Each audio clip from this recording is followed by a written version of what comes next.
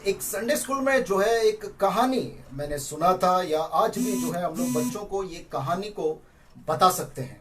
What is the story? एक बार जो है यीशु मसीह और शैतान के बीच में जो है एक शर्त लगता है। एक मैच खेलने का जो है, एक टूर्नामेंट जो है, वो लोग सोचते हैं टूर्नामेंट करेंगे, फुटबॉल टूर्नामेंट, सॉकर जो हम लोग सभी लोग जो जानते हैं, फुटबॉल का एक मैच जो है करने के लिए जो है वो रेडी होते हैं। यीशु मसीह वर्सेस शैतान, और जीसस वर्सेस डेविल। और यीशु मसीह और शैतान जो है अपने अपने टीम मेंबर्स को चुनते हैं। तो यीशु मसीह तो परमेश्वर है, वो शैतान को पहला ऑप्शन देता है कि तू जो है तेरी टीम को तू चुन ले। वो ठीक है, शैतान जो है देखता है सारे लोग वहां पर खड़े हैं और उनमें से जो है कुछ लोगों को सिलेक्ट करना है अभी। तो शैतान जो है सबसे वहां पर जवान बंदा दिखता है, जो सबसे हट्टा कट्टा, सबसे तगड़ा, हाइट बॉडी सब अच्छा है उसका, उसको वो सिलेक्ट करता है कि ये मेरे टीम में आ जाए।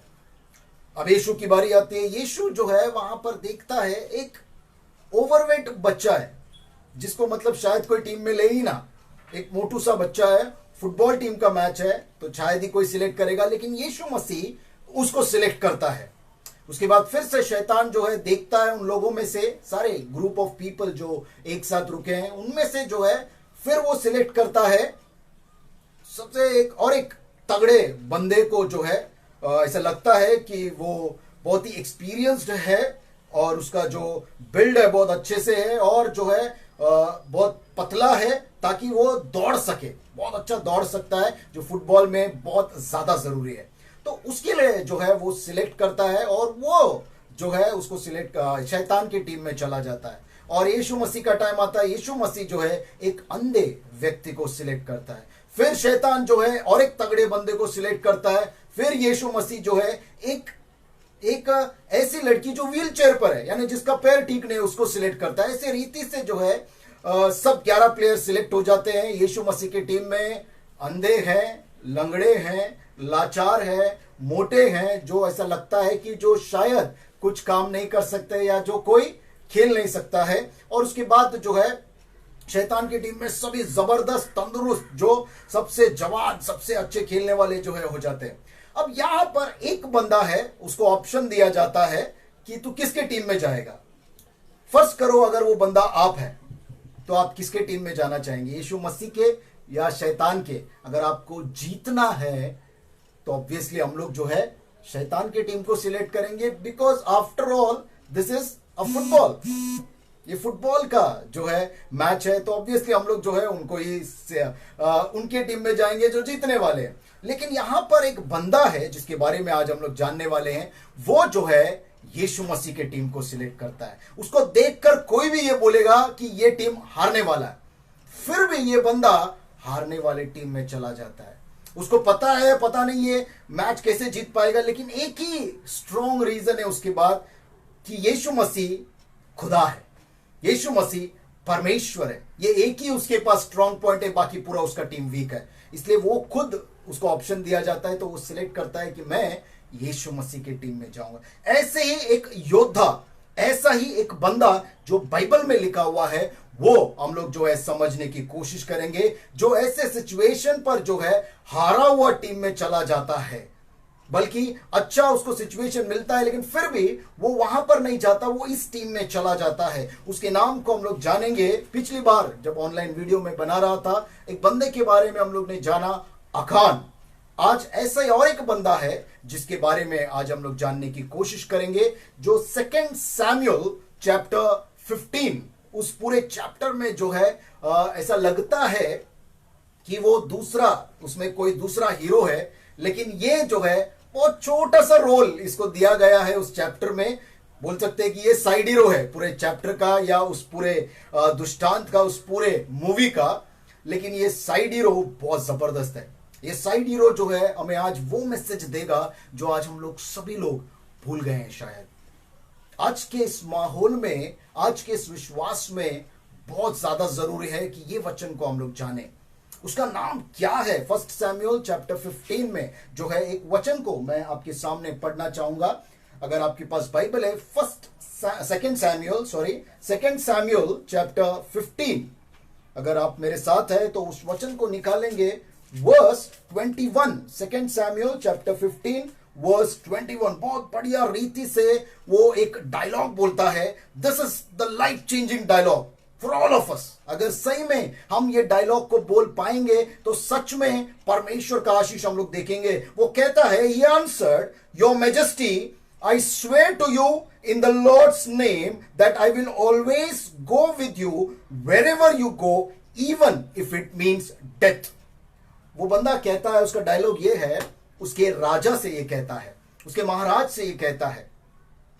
उसका महाराज जो है उसको ऑप्शन देता है, ये लड़ाई में या इस हार में जो है तो मेरे साथ नहीं रहेगा तो भी चलेगा। वो कहता है, आई swear in the name of the Lord, मुझे परमेश्वर का कसम है, तू जहां जहां जाएगा मैं तेरे साथ रहूंगा, मैं तुझे कभी नहीं छोड़ूंगा, अगर मौत भी मेरे पास आ जाए तो। इसी डायलॉग पर जो है इस पूरा मेरा मैसेज जो है निर्धारित है। यह डायलॉग किसने कहा है, किससे कहा है, इससे ज्यादा जरूरी है किन हालातों में यह डायलॉग बोला गया है। Do you want to know who said this? किसने कहा है? उसका नाम है इताय।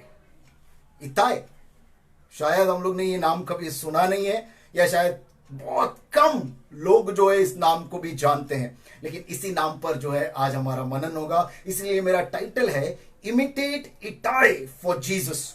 Imitate Ittai for Jesus. यीशु मसीह के लिए वो इताय बनने की जो है आप कोशिश कीजिए।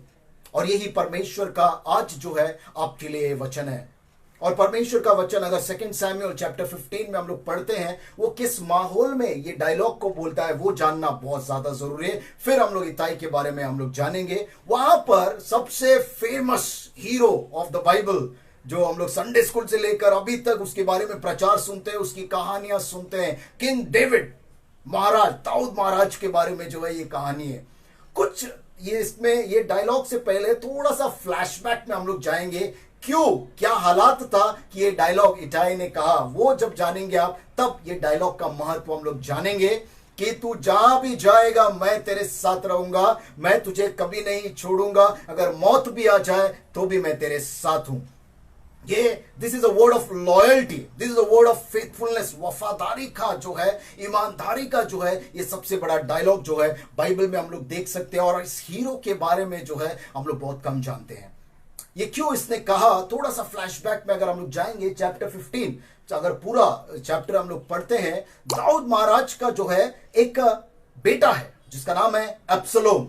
शायद आप लोग में से बहुत लोग इस नाम को जानते हैं। अब्सलोम जो है कुछ सालों के लिए जो है वो दूर चला जाता है, क्योंकि दाऊद महाराज के और एक बेटा यानी उसका भाई जो अम्नोन है, उसको वो मारकर जो है वो भाग जाता है उस शहर से, उसके राज्य से। और 3 साल तक वहां रहने के बाद जो है उसको वापस लाया जाता है। दाऊद महाराज कहता है कि भले ये यरूशलेम शहर में वापस आ गया है, लेकिन इसको जो है पैलेस में, हमारे महल में ना आने दिया जाए।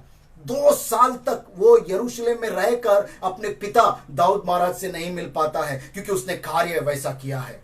लेकिन 2 साल के बाद किसी रीति से, अब बाप तो बाप है, उसका दिल पिघल जाता है, उसमें कॉम्प्रोमाइज हो जाता है, वो अपने बच्चे को अपना लेता है अब्सलोम को, और बहुत अच्छे रीति से जो है वो अच्छा जिंदगी बिताने शुरू होता है। लेकिन ये 5 साल अब्सलोम जो है पूरा रीति से विलनियस हो गया है, ये विलन बन गया है।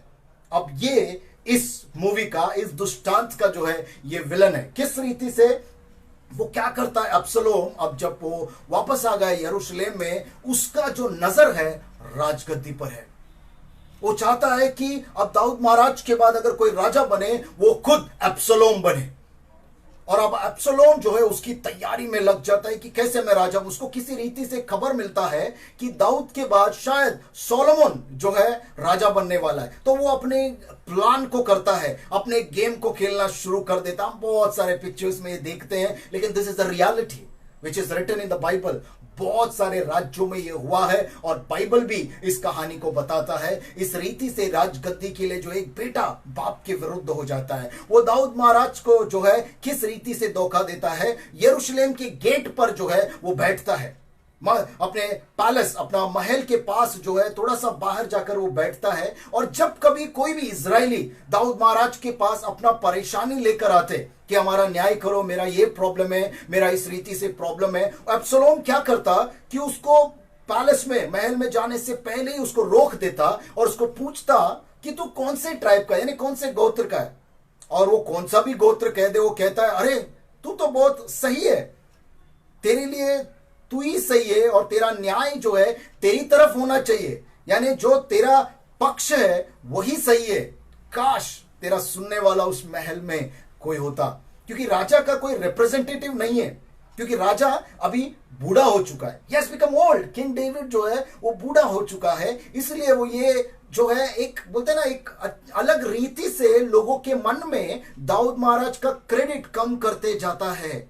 और जो भी लोग ऐसे वहां पर आते थे उनको यही कहता, काश अगर मैं राजा होता ना तो मैं तेरे लिए न्याय करता और तेरे लिए जो है तेरे पक्ष में मेरा बात होता और सच में जो है तू सही बंदा है करके वो कहता है। और ये सुनकर जो है ऑब्वियसली कोई भी गरीब है वो बहुत खुश होता है, झुक के जब अब्सलोम को सलाम करता है वो अब्सलोम उसको उठा लेता है और गले मिलता है।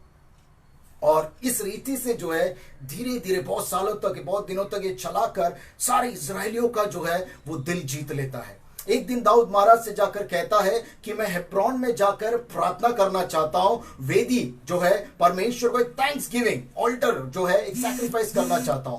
दाऊद महाराज कहता है ठीक है आप जा सकते हैं। उसके साथ 200 लोग जो है उसके महल से लोग जाते हैं और धीरे धीरे जो है सारे ट्राइब्स को, सारे गोत्र के लोगों को जो है वो ये मैसेज पहुंचाता है कि जब हेब्रोन से एक तुतरी यानी कि एक शहनाई की तरह जब ट्रम्पेट गूंजे तो आप सभी को चिल्लाना है, अब्सलोम इज अवर किंग, अब्सलोम हमारा राजा है। और सच में सारे इजरायली जो है बहुत खुश हो जाते हैं कि अब्सलोम राजा है, अब्सलोम राजा बनने वाला है, क्योंकि इस रीति से उसने पूरा षड्यंत्र रचा हुआ है, सारे लोगों को अपने पक्ष में कर दिया है, सारे लोगों को जो है दाऊद महाराज के विरुद्ध उसने घुमा दिया है। और हेब्रोन जाकर जब कहता है, और इतने में जो है इसको दाऊद महाराज को जो है ये खबर मिलता है कि अब्सलोम ऐसा कर रहा है।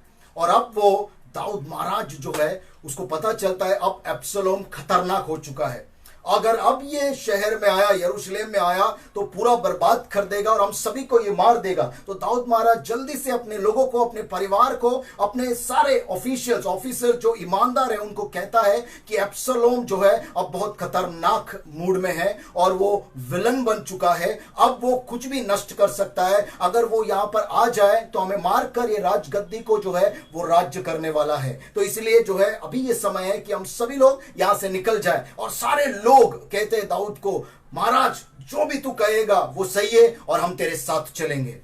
तो सारे लोग जो है उस शहर के बाहर जाना शुरू होता है। दाऊद महाराज, उसका परिवार, उसके सोल्जर्स और उसके साथ जो सारे ईमानदार लोग हैं, उसके लॉयल लोग, उसके प्रति वफादार लोग, वो सब लोग जो है जा रहे हैं। और यरूशलेम की आखिरी घर में आकर रुकता है दाऊद महाराज।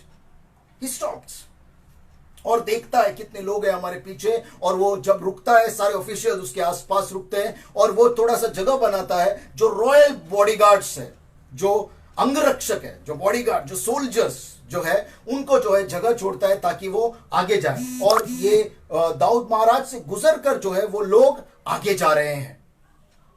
और जब आगे जा रहे हैं सब सारे सोल्जर्स, ये सोल्जर्स कौन है पता है सभी को मालूम है, कटप्पा।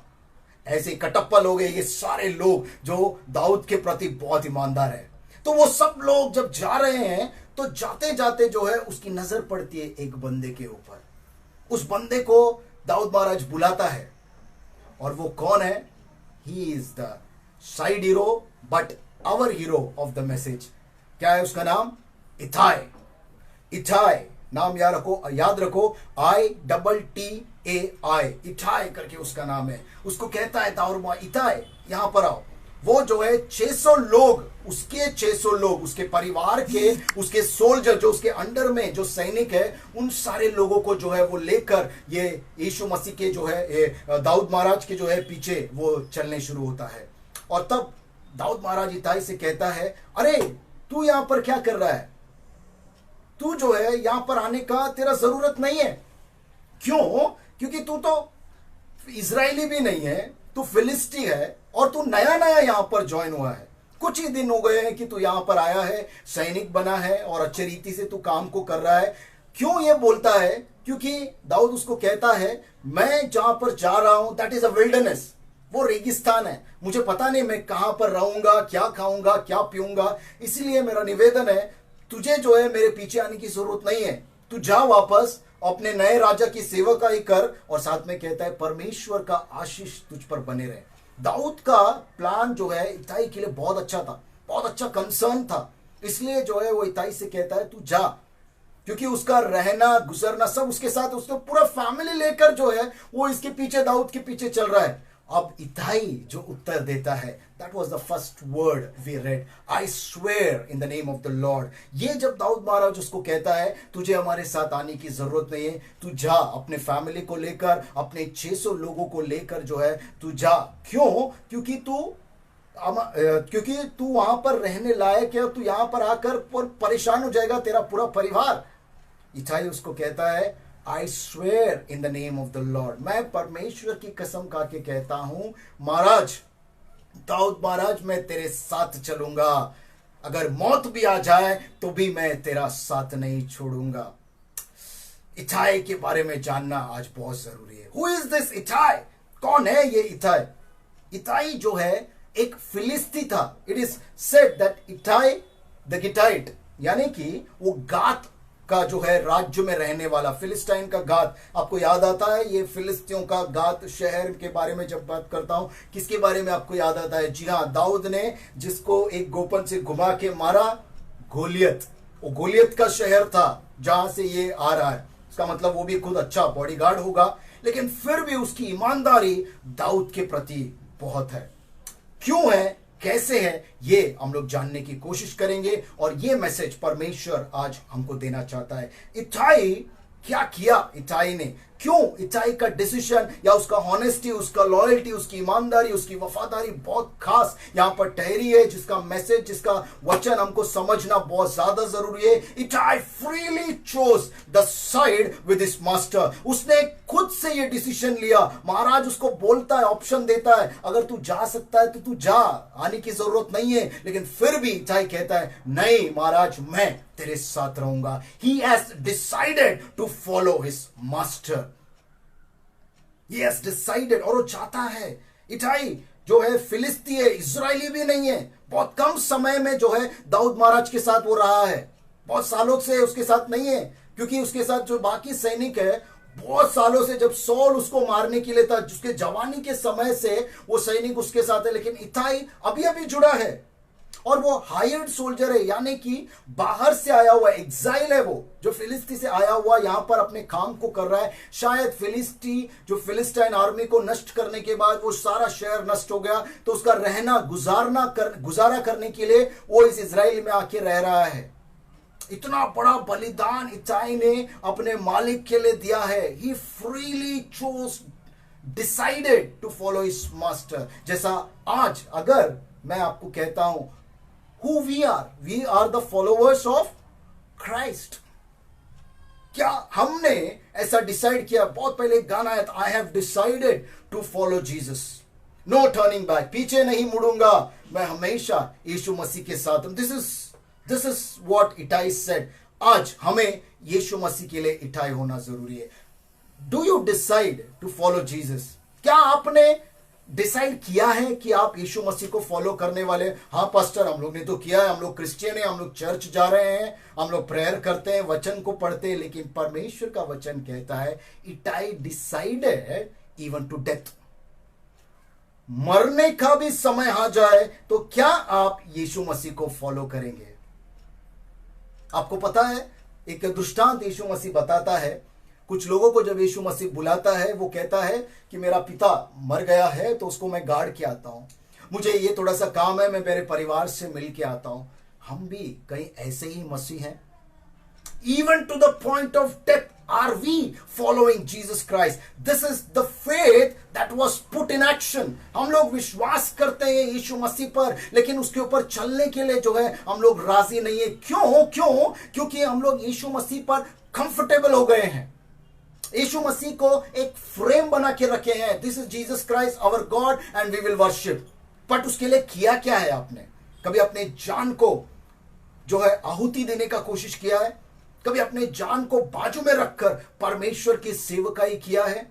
ये इताई कहता है, मैंने किंग डेविड के लिए जो है सब कुछ छोड़ दिया और मैं दाऊद महाराज के पीछे चला। आज अगर हम यीशु मसीह को फॉलो कर रहे हैं, are we ready to leave everything and serve Jesus Christ? Leave everything का मतलब क्या है? मैं एक इटाई का मीनिंग मैं समझाना चाहता हूं, उससे हम लोग बहुत क्लियर हो जाएंगे। What does Ittai means to me? मुझे क्या लगा इटाई को जब मैं पढ़ रहा था? Itai means recognising the king without a crown. उस समय पर वो महाराज का, राजा का, दाऊद महाराज का साथ दे रहा है जब उसके ऊपर राजा का मुकुट नहीं है। There is no crown. वो भाग रहा है अभी। दाऊद महाराज अपनी जान बचाने के लिए, लोगों को बचाने के लिए वो राजगद्दी पर नहीं है। इसका मतलब क्या है? Are we Ittai for Jesus Christ? हम लोग यीशु मसीह का सेवा, यीशु मसीह की आराधना क्यों कर रहे हैं मालूम है? उसने अंधे को आंख दिया, लंगड़े को पैर दिया, बहरे को सुनने को दिया। परमेश्वर बहुत आशीष देता है, उसके पास आओ, परमेश्वर आशीष देने वाला है। जस्ट मैं आपको एक सवाल रखना चाहता हूं आपके सामने इताई के बिहाफ पर। अगर यीशु मसीह कुछ भी नहीं दे रहा है, क्या आप उसके साथ खड़े रहने के लिए तैयार हैं? क्या फिर भी आप यीशु मसीह के साथ रहेंगे? शायद बहुत सारे लोग थोड़ा सा डाउटफुल है, because we never know Jesus Christ. हम यीशु मसीह को सिर्फ सुने हैं, आराधना कर रहे हैं, उसको पहचान नहीं रहे। लेकिन इताई दाऊद महाराज को बहुत अच्छे से पहचाना है। ही नो डेविड वेरी वेल। बहुत अच्छी रीति से उसके परमेश्वर को भी उसने जाना। उसका परमेश्वर नहीं था, फिर भी उसने दाऊद के परमेश्वर को जाना। आज हमारे यीशु मसीह को हम लोग नहीं जानते। We should follow Jesus not because he is stopping the storm, not because he is healing. यीशु मसीह का हमको फॉलो करना है, हमको उसके पीछे चलना है, इसलिए नहीं क्योंकि वो तूफान को रोकने वाला है, मुर्दों को जिलाने वाला है, बीमारी को चंगा करने वाला है। नहीं, हमको उसको फॉलो करना है बिकॉज ही इज गॉड। सिर्फ एक ही कारण है यीशु मसीह को फॉलो करना, ही इज गॉड। इसलिए वचन कहता है, सीक ये the kingdom of God and everything follow you. अगर आप परमेश्वर के राज्य को, परमेश्वर खुद को अगर खोजते हैं, उसके पीछे चलते, विदाउट बोलते ना, किसी भी लोभ से नहीं। क्योंकि इताई यहां पर सब कुछ छोड़ दिया उसने, उसका रहना गुजारना सब कुछ उसने छोड़ दिया। किसके लिए? अपने महाराज के लिए। क्या अपने राजा के लिए आप ऐसा कर सकते हैं? This is what my message is, imitate itai for Jesus, for the glory of Jesus. आज हम लोग किस कदर यीशु मसीह के साथ खड़े हैं? इताई के जैसा हम लोग खड़े हैं? हम लोग बहुत छोटे छोटे रीजंस के लिए जो है हम लोग कॉम्प्रोमाइज कर लेते हैं अपने आप को। क्या मैं सही कह रहा हूं?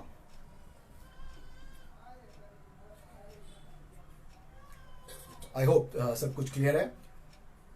फॉर स्मॉल रीजंस, अगर हमारा घर में कुछ प्रॉब्लम हो गया है, हम लोग शायद जो है यीशु मसीह की आराधना को, प्रार्थना को, वचनों को कम समय देना शुरू कर देते हैं। But this is not done.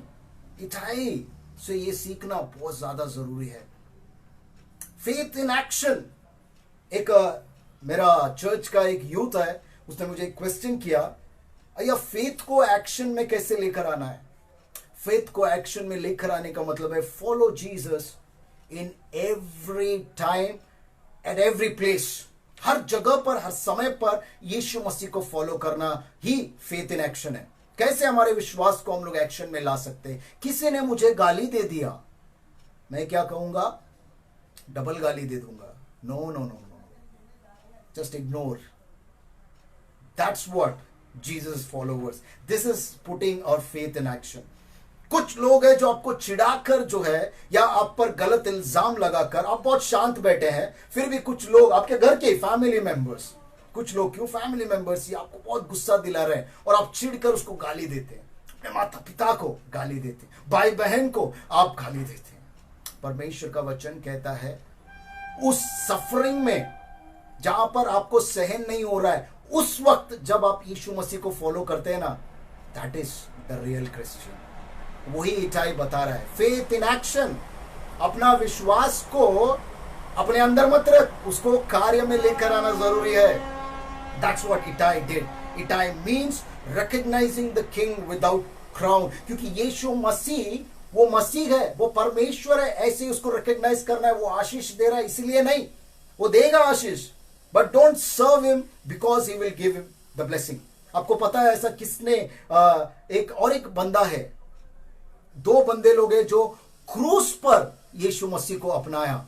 जी हाँ, वो चोर जो अपने पाप को अंगीकार करता है, वो कहता है यीशु मसीह जो है निर्दोष है, फिर भी इस सजा को पा रहा है। यीशु मसीह जब तू आएगा तेरे राज्य में मुझे याद कर। He recognised Jesus on the cross, on the cross.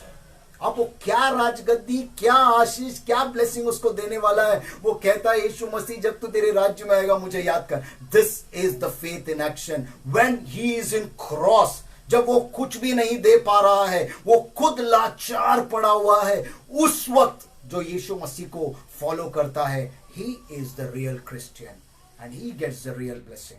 उसी समय पर रोमन सोल्जर ने कहा certainly he was a great man. मरने के बाद मर गया यीशु मसीह और वो कहता है अरे हाँ सच में ये महान व्यक्ति है। अब मर के इसको क्या फायदा होने वाला है? बिकॉज ये realised the prominence of God. वो परमेश्वर को उसने नजदीक से देखा, वो महिमा को जाना। आज हमारे लिए जरूरी है हम परमेश्वर की महिमा को जाने, उसके आशीष को नहीं, उसके ब्लेसिंग को नहीं। इसलिए इटाई का और एक जो मतलब मुझे समझ में आता है, Ittai means following the king whose supporters are few. ऐसे राजा को फॉलो करना, क्योंकि इस समय पर दाऊद महाराज का ऐसा टाइम था, उसके साथ बहुत कुछ लोग हैं, सारा इज़राइल नहीं है, बहुत कम लोग उसके साथ है, फिर भी इताई कहता है मैं तेरे साथ रहूंगा। क्या हम लोग यीशु मसीह के लिए कह सकते हैं? क्योंकि परमेश्वर का वचन कहता है मेरे पास जो मार्ग आता है वो बहुत बहुत नैरो है, वो बहुत चौड़ा नहीं है, बहुत नैरो है, ज्यादा लोग नहीं आ सकते, फिर भी मैं वहां पर आऊंगा। लेकिन हम लोग हमेशा मेजॉरिटी के पीछे भागते हैं। We are not following the way of righteous. परमेश्वर का वचन कहता है एक भी है, अकेला भी है, तो भी तू सच्चाई के मार्ग पर चल। Because Jesus says I am the way, the truth and the life. क्या हम लोग सच में उस रीति से चल सकते हैं?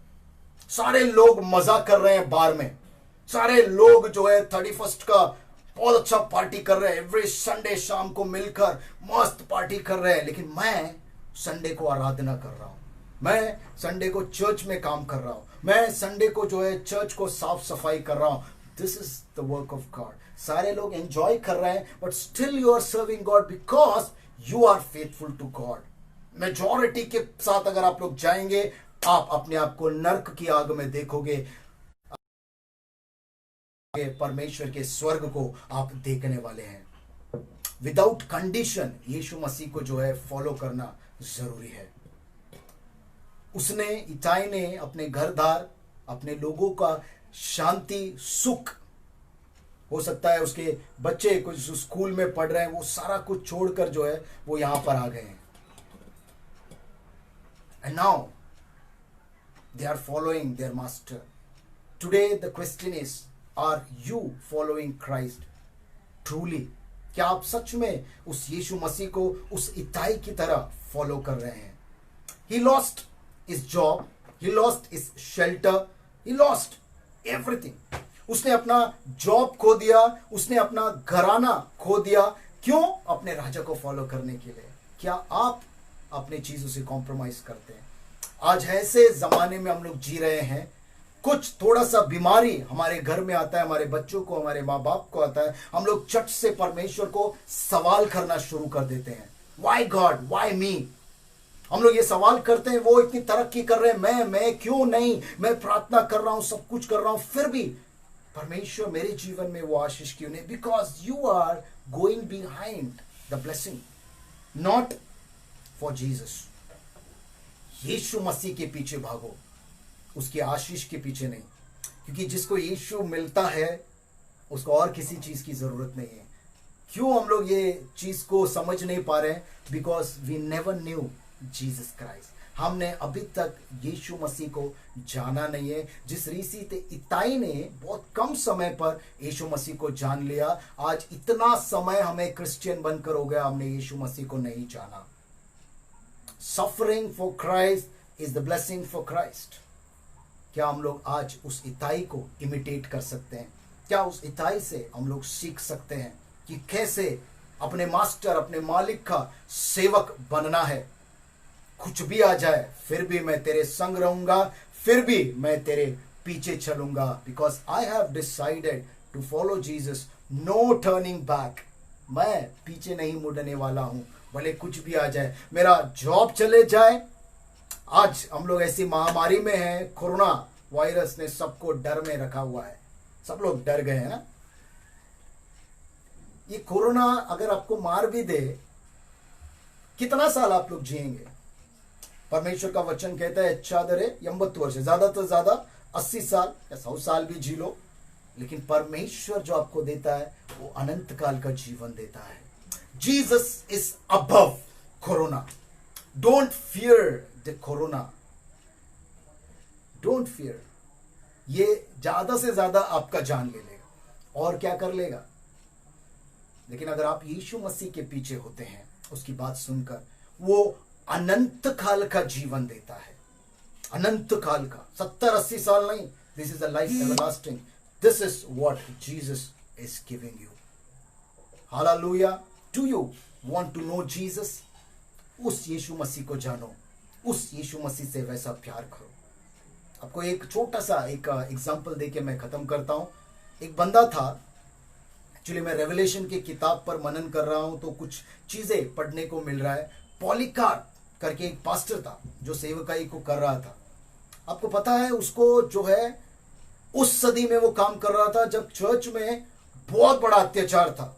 2nd सेंचुरी में 155 AD समथिंग जो है, उस साल में वो अपनी सेवकाई को कर रहा था। एक जगह पर पूरे कांग्रीगेशन ने मिलकर उनको छुपा दिया क्योंकि क्रिश्चियन के खिलाफ बहुत अत्याचार हो रहा था। तो पॉलीकार्प पास्टर है तो उनको बचाने के लिए जगह पर छुपा दिया, बट किसी तरह से रोमन सोल्जर्स को पता चलता है वो कहां पर है, उसको लेकर जाते हैं और उसको कहते हैं, जाते जाते 86 ईयर्स का वो बूढ़ा व्यक्ति है, 86 ईयर्स, उसको लेकर जाते हैं।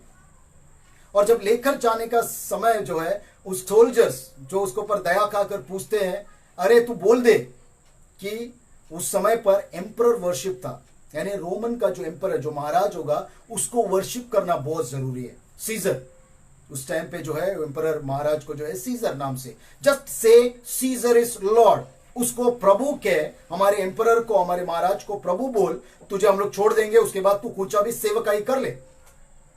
पॉलीकार्प बोलता है नहीं, क्योंकि प्रभु मेरा एक ही है, यीशु मसीह। उसके बाद उसको लेकर जाते हैं। आपको मालूम है रोमियो के समय पर क्रिश्चियंस को कैसे मारा जाता? शायद आपने ग्लैडिएटर मूवी देखा होगा। ऐसा एक ग्राउंड होता, वहां पर क्रिश्चियंस लोगों को फेंका जाता और शेरों को जो है उस ग्राउंड में छोड़ा जाता। And this was a entertainment, सारे लोगों के लिए एक मनोरंजन का कार्य था, सो सब लोग देखते हैं। अब जैसे पॉलीकार्प वहां पर पहुंचता है, उससे पहले ये सब एंटरटेनमेंट का प्रोग्राम हो चुका है, सारे एनिमल्स को वापस बेच दिया है, सारे लोग चिल्लाते पॉलीकार्प को लेकर आओ और उसको भी पीछे जो है जानवर को छोड़ दो। लेकिन अभी बोला जाता है कि जानवर ऑलरेडी जो है अपने जगह पर गए हैं, जानवर को वापस लाना, लेकर जाना बोलो तो और बहुत प्रॉब्लम है। तो सारे लोग चिल्लाते हैं उसको जला दो, क्योंकि वो यीशु मसीह के सेवकाई कर रहा है। उसको एक बहुत बड़ा लकड़ी पे जो है उसको बांधते हैं और उसको जलाना शुरू करते हैं, जिंदा, अलाइव। उसको जलाने से पहले और एक बार सवाल पूछता है, क्यों ना तू मान ले और क्या है, सीजर इज लॉर्ड, कि हमारा एम्परर खुदा है, ही वो प्रभु है। नहीं नहीं नहीं, वो बोलता है मैंने 86 ईयर्स मेरे यीशु मसीह का सेवकाई किया है, आज मैं कैसे दूसरे को प्रभु बोल दूं? No, I won't compromise. और गुस्से में जो है इसको जलाया जाता है। और जलाने के समय उन लोग देखते हैं सोल्जर्स कि एक सिक्योरिटी, एक सुरक्षा कवच बन गया है, जो जलन, जो आग है उसको लग ही नहीं रहा है। तब जो एक सोल्जर गुस्से में निकालकर भाला उसके पेट में जो है घुसा देता है, वो उसके अंदर से खून बहना शुरू होता है और कुछ समय के बाद उसकी मौत हो जाती है। एक महान लेखक इस रीति से कहता है, the blood of martyrs is the seed for church. जो शहीद मर गए उनका लहू जो है हमारे कलीसियाओं को आगे बढ़ाने वाला है, बीज है। उसी बीज के जरिए आज हमारी कलीसिया खड़ा है। आज जो हम लोग चर्च में हैं, इतने लोग अपने जान को दिया है, इतने लोगों ने अपना बलिदान को दिया है। इसलिए मुझे ये कहानी याद आया, क्योंकि इताई भी, भले हम लोग जान नहीं दे रहे हैं, लेकिन हम लोग के पास बहुत कुछ है जो हम लोग बलिदान देते हैं। आज परमेश्वर का वचन कहता है, what are we sacrificing for Christ. आज इस महामारी में, इस लॉकडाउन में आपकी बहुत ज्यादा जरूरत है। यीशु मसीह कहता है, एक गरीब को जो तूने कार्य किया है वो मेरे लिए किया है। दो following Christ, serving Christ means serving the poor.